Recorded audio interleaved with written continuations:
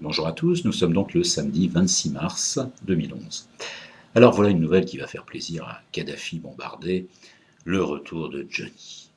En cette période difficile, une bonne nouvelle avec le retour d'un ami du président ne peut être que bénéfique pour le moral des Français.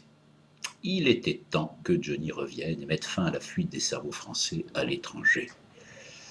Alors concerts, émissions spéciales, nouveaux disques, couverture de Paris Match, on a droit à toute la panoplie pour le début des adieux du rocker réparé.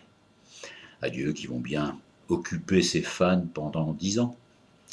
Jean-Claude Camus doit regarder ce show médiatique avec agacement, lui qui a été écarté de la gamelle, qui pourtant débordait. Camus va pouvoir compter ses points retraite tranquillement en méditant sur l'ingratitude humaine de ce bas monde. Johnny va être partout et il va même titiller certains de ses fans avec ses déclarations sur le Front National. Si certains qui ont rejoint la marine pouvaient voguer ailleurs grâce à Johnny, il aurait eu au moins cette utilité.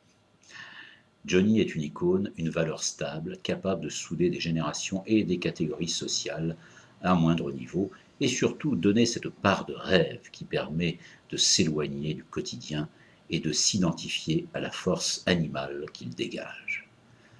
Le retour d'un ami doit servir les amis, se dit sans doute Sarko, dont le bateau tangue de plus en plus et qui ne peut plus se darguer comme soutien dans le milieu dit artistique que de celui d'Enrico Macias, oui, c'est tout. Faudel ayant délaissé Sarko, celui-ci n'a comme partisan dans les jeunes chanteurs qu'Enrico et Johnny, avec Gilbert Montagnier pour ouvrir la route.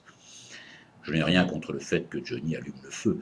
En tout cas, il sait qu'il devra attendre un certain temps pour profiter des planches de l'Élysée-Montmartre, ravagées par les flammes cette semaine. Mais cette salle artistique était trop petite pour Johnny qui préfère les stades et autres hangars à bestiaux plus rentables pour entasser le populace.